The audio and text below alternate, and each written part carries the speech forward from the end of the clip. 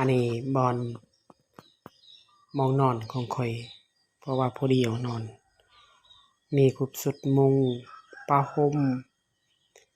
แล้วก็การปูสาดปูหยังก็มี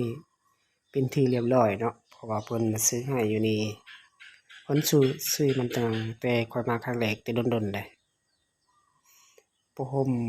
มา3ผืนพอช่วงข่อยมาประมาณ4คนตอนนั้นหั่นเพราะว่าเราก็ซื้อหลายห้องก็บ่เซาห้องอยู่ห้องนอนก็สบายเนาะ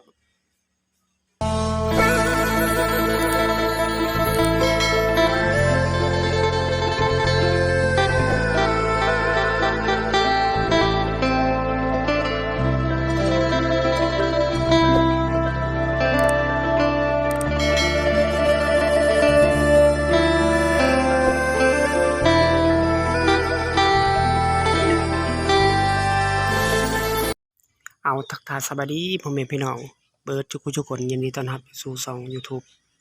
เบาลิงชนบทคือเก่าเนาะซึ่งมื้อนี้เบาลิงก็คือว่าบรรยากาศก็ดีหลายเด้อทุกคนพอโดนๆบ่ได้อัปเดตแถวนี้ให้พี่น้องได้เบิ่งได้ชมคือเก่าเพราะว่าลิงช่วงนี้ก็ว่ายังบ่ทันได้เมื่อบ้านเด้เพราะว่าลิงก็อยู่บ้านไสอุดมคือเก่าพี่น้อง FC ทุกคนเพราะว่าลิงไปไสเพราะว่าลิงก็มาเฮ็ดเวียกในก่อสร้างประสบการณ์ให้รู้ให้ทราบว่าชีวิตเราก็อยากพัฒนาคือกันเด้เอาจั่งใดก็ฝากติดตามนำกันตอนนี้บ่อนสถานที่ของลิงอยู่ลิงก็มาตื่นนอนแต่เช้าก็มีแต่นึ่งข้าวเป่าไผ่เด้ทุกคนพออยู่ผู้เดียวนะบ่มีหมู่มีครูมาคนเดียวก็อยู่คนเดียวทุกคนเพราะว่าเรื่องการหาเงินหาค่ำนี่ลำบากลำบนที่สุดทุกคนเลยเพราะว่าเฮาก็หลังจากก็อยากรู้เรียนว่าประสบการณ์ให้ผลสำเร็จการเฮ็ดเวียกให้ FC ได้สนับสนุนอ้นสู้ช่วยกันเด้อทุกคนพี่น้องอยู่ทางใดใจใดก็มาติดตามนำกันมาเบิ่งคลิปนี้ก็คือว่าคลิปเปิดปากไอ้น้องก็มีแต่คลิปมีแต่วิดีโอบ่มีคำภาคบ่มีคำตอนได้ทุกคนตอนนี้ลิงก็ประมาณอัปเดตก็6 โมงแล้วก็5 โมงปลายพู้นแหละลิงตื่นนอนก็มาอัปเดตแถวนี้ให้พี่น้องได้เบิ่งได้ชมคือเก่าคือเดิม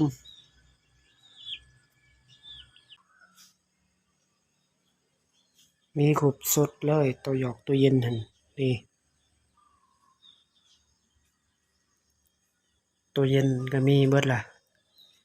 อันนี้บ่อนนึ่งข้าวเพราะว่ายามฤดูฝนตกนี่ค่อยไปนึ่งในนี่บ่ได้นึ่งนอกเด้เพราะนอกนี่ก็ดังไฟบ่ได้ส่วนหลายก็ฝนเปียกหลายออกพ้นก็ยังก็ต่อเนื่องอยู่เนาะก็ยังบ่ทันได้แล้วแต่ช่วงนี้แล้วเนาะเพราะว่าฝนฟ้าก็ดีหลายบ่มีฝนบ่มีฟ้า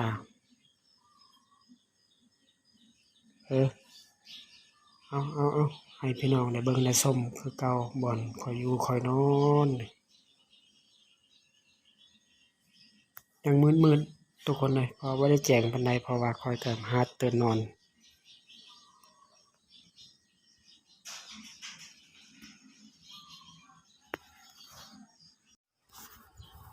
เด้บ่อนข้อยได้อาบน้ำตอนแลงบ่อยากเข้าห้องน้ำก็ยังมีอยู่แต่บ่อยากเข้า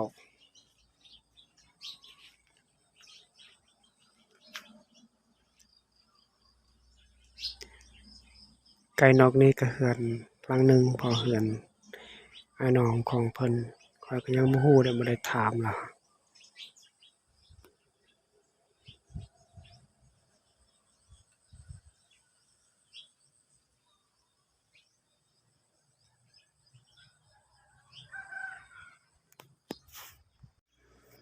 ส่วนทางพุ่นแม่นตลาดเด้ทางลัดยางเพราะว่าบ่อนลิงอยู่นี่ก็ประมาณนั้นนอกๆเนาะก็บ่ไกลรถเที่ยวไปเที่ยวมาก็ได้ยินได้เสียงได้เห็นได้รถใหญ่รถยักษ์ก็ไปตลอดเด้อทุกคนอ่าเพราะว่าบ่อนจุดนี้แม่นจุดลิงก็เคยได้อยู่ได้อืมพออยู่แถวนี้มันมีกฎระเบียบแล้วก็มีอ่าการเรือนนี่มีแต่เขาอ้อมไว้เด้เขาเฮ็ดสวนไว้เพราะว่าย้านแบ่ย้านหยังเข้าบ้านส่วนหลายเขาเจ้าได้ติดหลังคากันคือกันเบิดเดะเรือนไผเรือนมันเพราะว่าส่วนหลายอยู่แถวนี้ดินก็เขาเจ้าได้ปั้นแปลงเด้เพราะดินไผดินมันการเฮ็ดไร่เฮ็ดสวนการดำรงชีวิตการอยู่การกินก็บ่ได้ขี้รูปเด้บ่ได้ขี้รูปเพราะว่าอยู่แถวนี้มันสำบายบ่คือว่าบ้านลิงก็อยู่บ้านนอกก็บ่ได้เฮ็ดแบบนี้เด้เพราะว่าเรือนก็มีแต่ปลูกซั่วมั่วเลยบ่อนสถานที่ใดอยากปลูกก็ต้องปลูกไปเลยบ่มีคนห่วงห้ามเพราะว่าลิงก็นอกเมืองหลักๆก็ความหมายว่านอกเมืองนะเพราะว่านอกเมืองนี่ประมาณ30กิโลเมตรหลังจากมาแต่เรือนฮอดเมืองเพราะว่าบ้านลิงก็คือผู้ใดก็บ่ค่อยได้เห็นก็มื้อหน้าก็ทักทายกันมาเที่ยวชมนำกันลิงก็มาพาไปชนบทคือเก่าคือเดิมเนาะตอนนี้ลิงก็ยังบ่ทันได้บ่ทันได้มาบ้านเพราะว่ามันก็โดนเนาะ